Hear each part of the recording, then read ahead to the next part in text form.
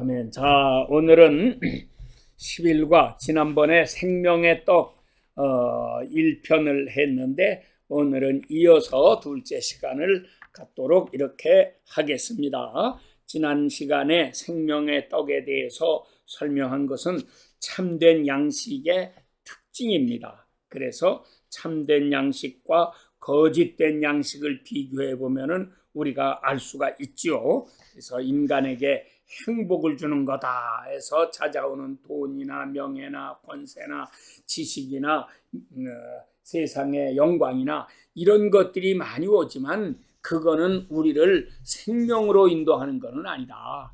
이 세상 육신 가지고 살 동안 잠깐의 영광은 나타날지 몰라도 그러나 그것은 바른 양식이 되지 못한다 하는 것입니다. 그러면 참된 양식이라고 하는 것은 어떤 것이래야 되는가? 이것이 우리에게 생명을 주는 것이 양식이다. 그런데 우리가 먹는 육신의 양식은 육신에게 생명을 주는 것까지는 되는데 그 이상은 안 됩니다. 그리고 사람의 육신이라고 하는 건 나이가 들게 되면 다 늙게 되고 병들게 되고 결국은 죽을 수밖에 없어서 그거는 그 양식 가지고는 이 사람을 살려내지를 못한다 하는 것입니다. 그런데 생명의 양식을 먹으면 생명의 양식은 우리를 영생으로 인도하는 양식이고 생명의 양식은 우리를 강건하게 만들어서 첫째 마음을 강하게 굳건하게 하고 정신을 새롭게 만들고 영혼을 거룩하게 만들고 그리고 우리의 육신도 모든 병을 이기고 어려움을 이기고 살아나갈 수 있도록 이렇게 은혜를 베풀어 주는 것이다 하는 것입니다. 그리고 이 생명의 양식, 이 좋은 양식의 둘째 특징은 하나님께서 되새김질하는 짐승들을 가리켜서 정결한 짐승이라고 말씀하셨고 이 초식동물을 정결한 짐승이라고 이렇게 하셨던 것처럼 우리가 정결한 양식을 먹는 그리고 되새김질을 할 줄 아는 그런 사람이 되어야지만 그 사람에게 일어나는 역사가 이 생명 양식을 일으키는 것이 된다 하는 것입니다. 그래서 하나님의 말씀을 먹을 때 한 귀로 듣고 한 귀로 흘려버리는 이런 자가 되지 말고 들은 바 말씀을 마음속에서 자꾸 되새김질할 수 있어야 합니다. 이것을 이루기 위해서는 우리가 성경을 자꾸 읽어야 돼요. 우리가 일반적으로 우선 소설책이라든지 재미있는 책 같은 것들은 한 번 읽고 뭐 좋으면은 두 번, 세 번 읽을 수 있어요. 명작 소설이라고 하는 거는 한 번 읽어가지고는 그 깊은 뜻을 다 깨닫지 못하고 그래도 몇 번은 읽어야지 좀 더 깊은 뜻을 깨달아 알게 되고 이렇게 하는 게 이제 명작이다, 고전이다 이런 것들이 되는 건데 우리가 우리 성경책은 그런 책들과는 비교도 될 수 없도록 놀라운 책이다.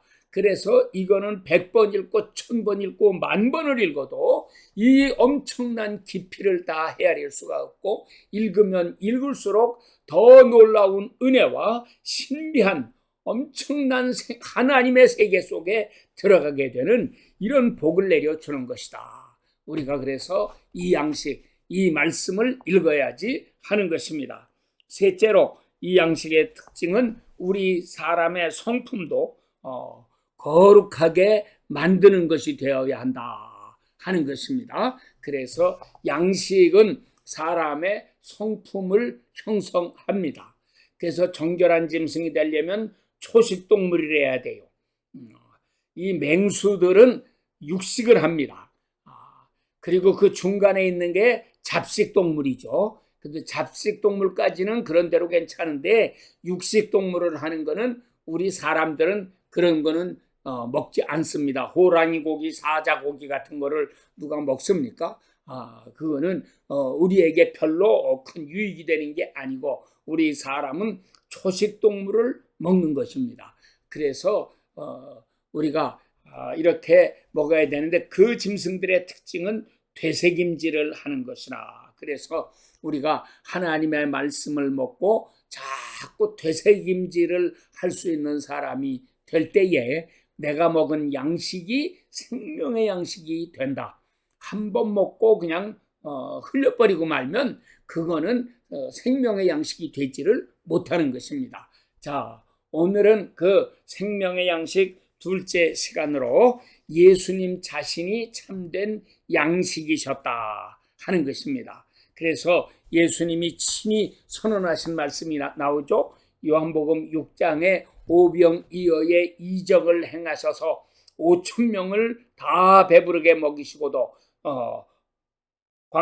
이 떡이, 그러니까 빵이 12광준이나 남도록 이렇게 놀라운 기적을 베푸셨는데, 하나님의 크신 목적은 그저 배부르게 사람들 먹여주는 데 있는 것이 아닙니다. 그것이 목적이라면 우리 선교사님도 세상 돌아다니면서 이렇게 가난한 나라, 굶어 죽는 나라에 가서 많이 먹여주는 일만 잘하면 될 거예요.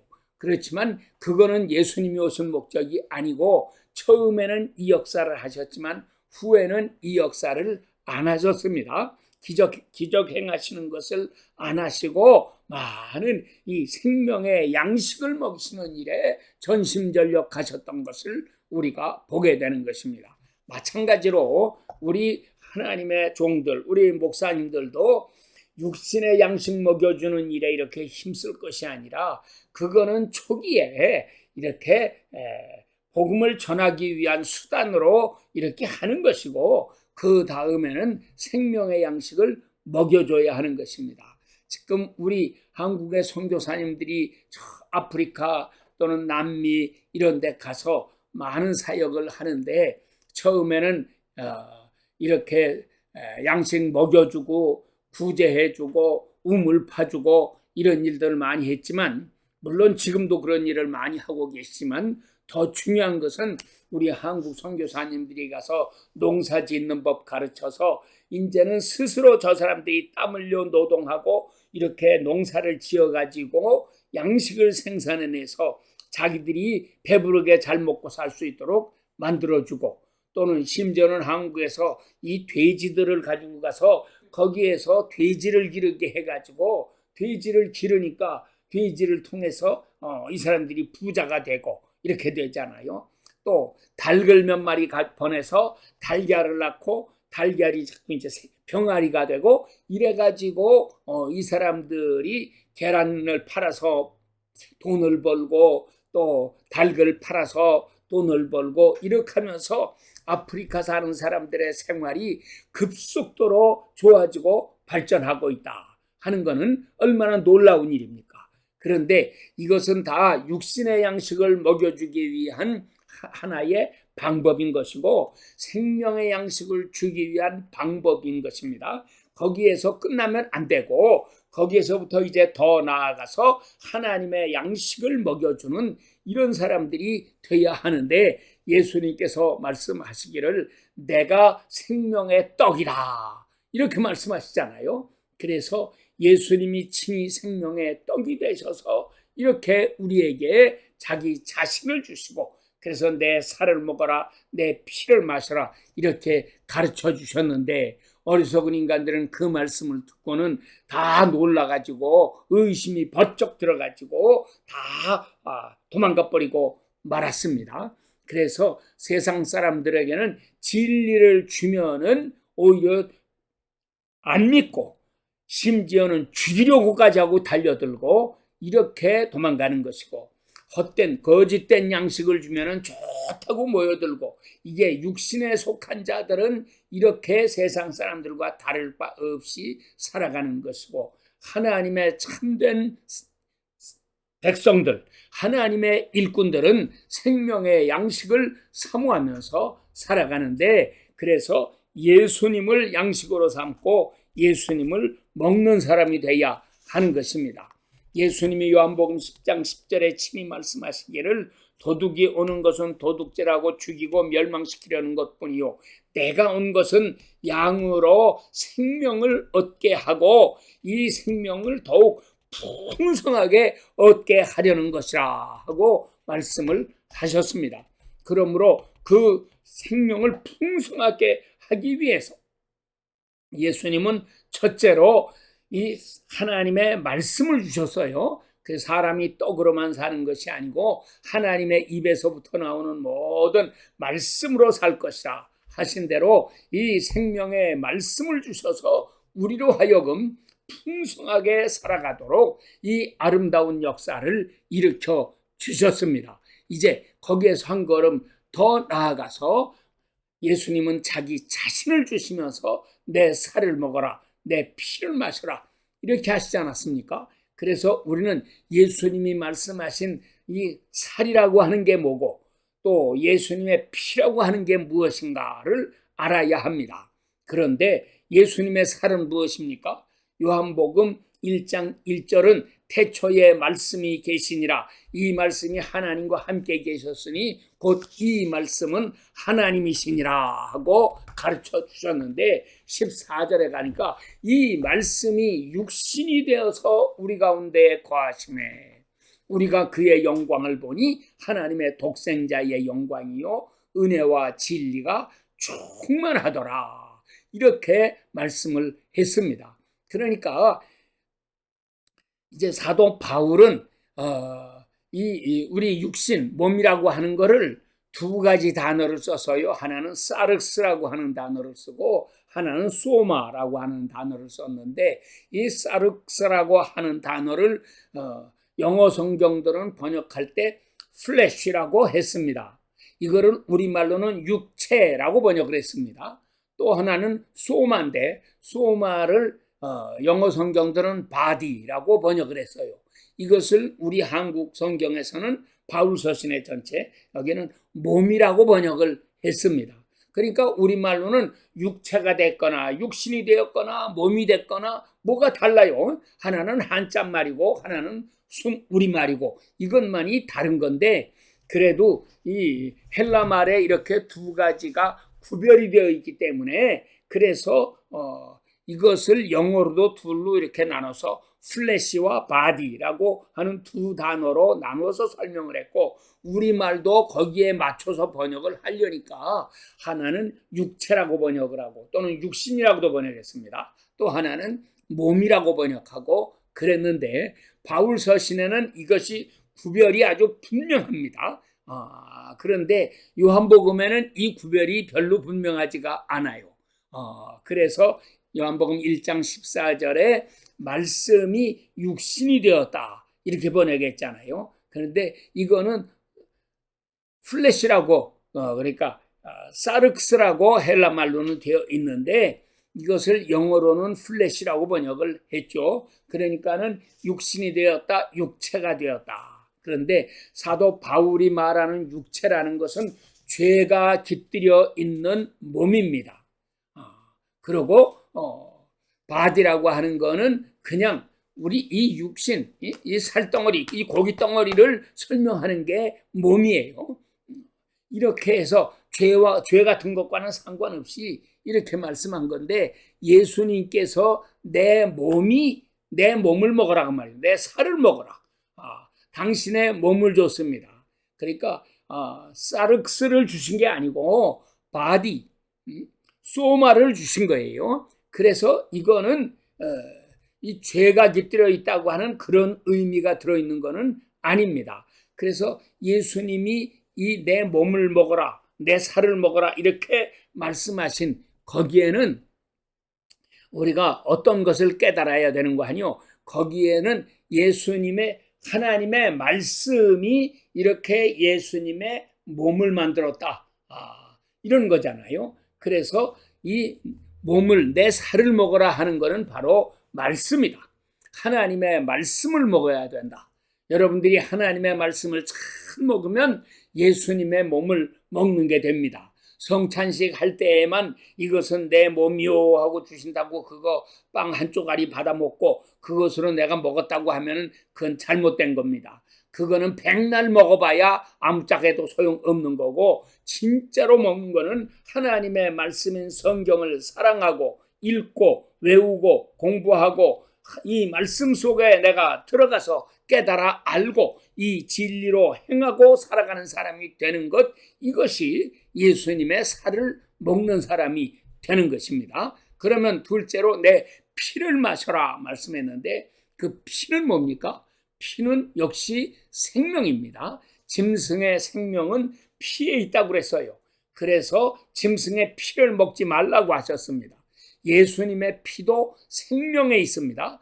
예수님의 생명을 말하는 건데, 그래서 예수님의 생명은 어디에 들어있느냐? 예수님이 육신을 입고 오신 이 육신, 이 살에 예수님의 생명이 있는 게 아니고 예수님의 더 귀한 곳에 생명이 있죠. 그래서 우리 성경에 보면 우리의 생명이 어디 있느냐 여러 가지로 설명하는데, 첫째 창세기 2장 7절에 하나님께서 아담을 빚으실 때에 이렇게 흙으로 사람의 모양을 만들어 놓으시고 그의 코에다가 생기를 불어 넣으셨다 했어요. 그래서 생명은 어디에 있느냐? 첫째로는 아까 말씀한 대로 피에 있는 것이고, 둘째 성령에 있습니다. 하나님의 생명이 있는 거예요. 이것을 가리켜서 사람의 호흡은 코에 있나니 이렇게 설명을 해요. 이거는 이제 이사야서에서는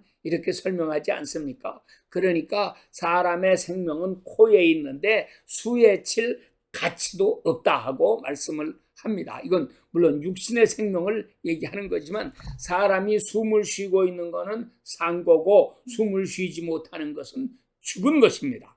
그래서 우리가 이 생명을 가지고 살아야 되는데, 예수님이 내 피를 마셔라, 이 피 속에 생명이 있는데 이 생명은 그러면 어디에 있습니까? 그것은 예수님이 우리 사람의 코에 생기를 불어넣으신 그 생기에 있다. 예수님의 피는 곧 하나님의 말씀이요, 하나님의 성령이라고 하는 것입니다. 그래서 우리가 성령을 받아야 비로소 생명을 가진 사람이 되는 것입니다. 그래서 예수님이 니고데모에게 하신 말씀이 그거잖아요. 사람이 물과 성령으로 거듭나지 아니하면 하나님의 나라를 볼 수도 없다고 말씀하셨어요. 그러니까 우리가 이 성령을 받아야지 새 사람으로 변화받고 천국 백성이 되고 거듭나고 성품이 새로워지고 인생이 새롭게 변하고 영의 사람이 되어서 하나님과 교통하게 되고 하나님의 말씀을 따라갈 수 있는 사람이 되고 이렇게 놀라운 사람으로 변화를 받는 것입니다. 그런데 오늘날 보면은 우리가 교회를 다니긴 다녀도 성령 받지 못하고 그냥 왔다 갔다 하는 사람들이 너무도 많습니다.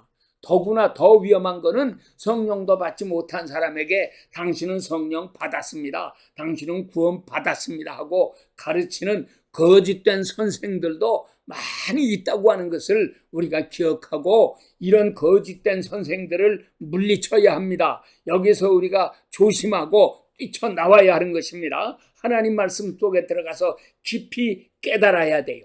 그래서 성령 충만함을 받아야 합니다. 예수님께서는 부활하신 다음에 제자들에게 명령하셔서요, 너희는 예루살렘을 떠나지 말고 아버지께서 너희에게 약속하신 것을 기다려라. 너희는 몇 날이 못되어 성령으로 세례를 받으리라.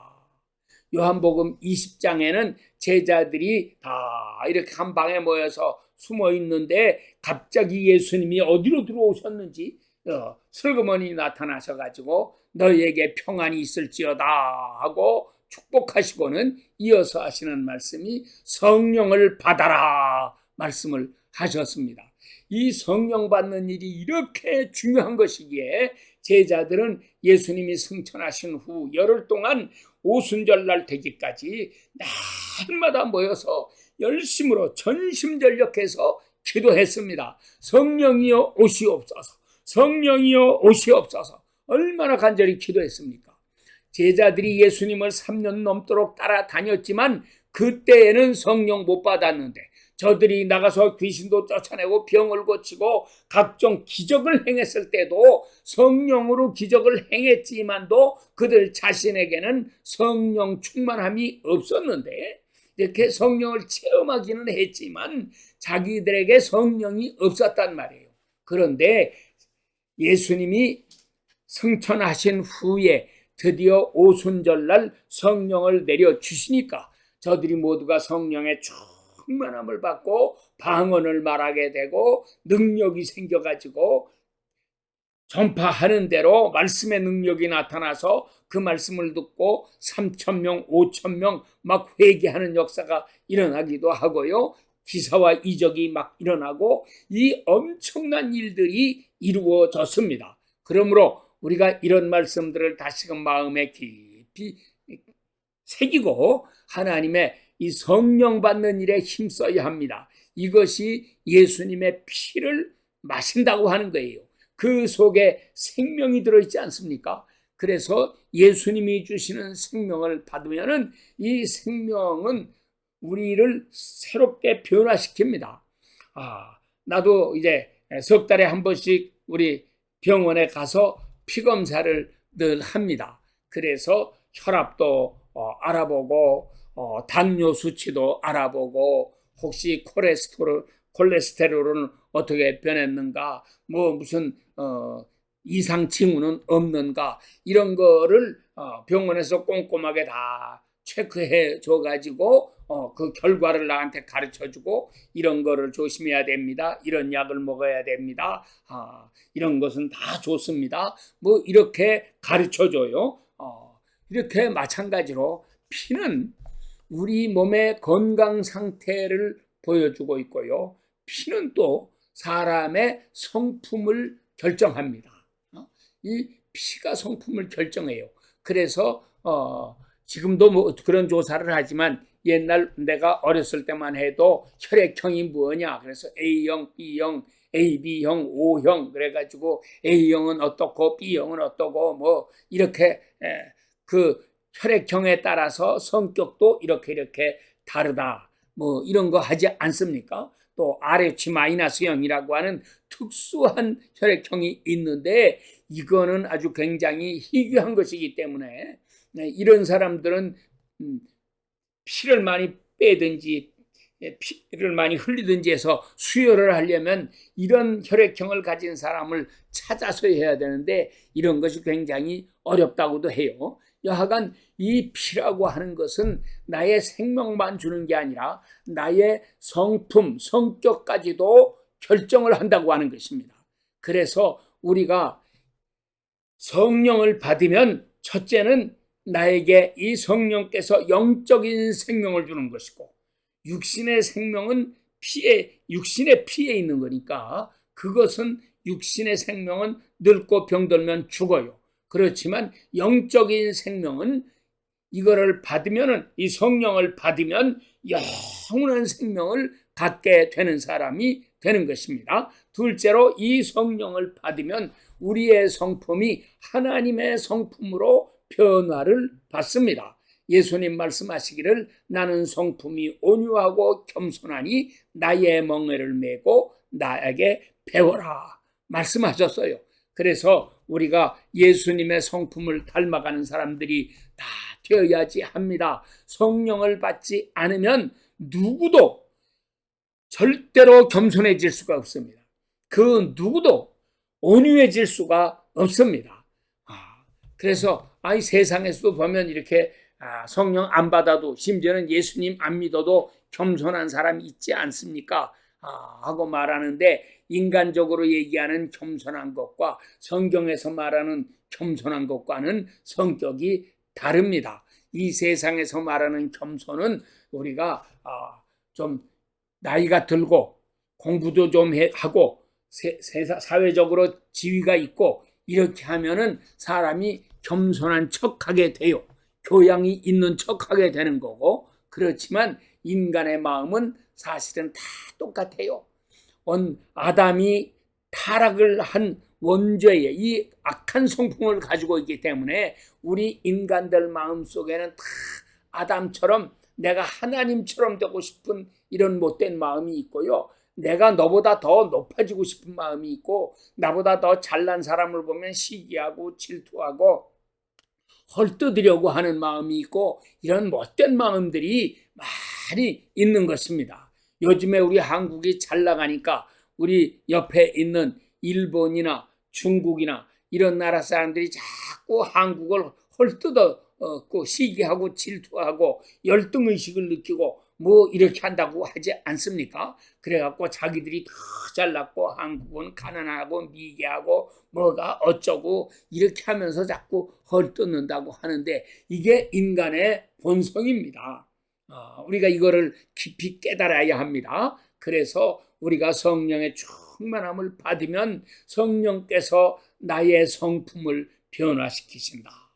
그래서 성경은 뭘 말합니까? 내가 거룩하니 너희도 거룩할지어다. 이것이 레위기 11장에 이렇게 거듭거듭 나옵니다. 레위기 11장은 정결한 짐승과 부정한 짐승, 심지어는 이제 생선도 정결한 물고기, 내가 먹을 수 있는 것, 그리고 먹을 수 없는 물고기들, 또 새도 정결한 것, 부정한 것, 심지어는 곤충에 있어서도 우리가 먹을 수 있는 정결한 놈, 그리고 부정한 것, 이렇게 나누어서 쭉 설명하시면서 그 결론이 그겁니다. 너희는 정결한 것을 취해서 먹어도 정결한 것을 먹어야 된다. 그러면서 너희가 거룩한 사람으로 변화해야 된다. 그 거룩한 사람으로 어떻게 변합니까, 여러분? 내가 애쓴다고 힘쓴다고 저절로 거룩한 사람으로 변합니까? 옛날 공자왈 맹자왈 이렇게 성현들이 가르치신 말씀을 많이 공부하면 저절로 거룩한 사람으로 변하나요? 어림도 없는 얘기입니다. 그건 천만의 말씀입니다. 우리는 그런데 성령 받으면 사람은 변합니다. 성령 받고 열심히 기도하고 하나님과 교통하기를 즐거워하고 하나님의 말씀을 열심히 읽고 이렇게 우리가 자꾸 하나님의 성품을 가진 새 사람으로 변화되기를 사모하면서 살아가면 하나님께서 우리 속에 새로운 역사를 계속해서 일으키시는 것입니다. 그냥 교회에 왔다 갔다 다니는 것으로 다 됐다고 생각하지 말고 내가 인격이 조금 좋아지고 또는 윤리 도덕적으로 조금 이렇게 변화된 사람이 됐다. 이래가지고 내가 이게 예수님 잘 믿어서 이런 거다라고 생각하면은 그거는 천만의 말씀입니다. 그건 아주 위험한 것입니다. 우리는 영적으로 변화를 받지 않으면 이 역사가 일어나지 않습니다. 이것이 예수님의 피를 마심으로 변화되는 그 현상을 우리에게 설명해 주고 있는 것입니다. 그래서 여러분들이 이렇게 하나님의 말씀으로 날마다 새로워지고 한 걸음 더 나가서 예수님의 보혈로 우리의 성품이 새로워지고 하나님과 교통하고 하나님의 영광을 위해 살아가는 아름답고 거룩한 백성들이 다 되시기를 축원합니다. 아멘. 기도하겠습니다.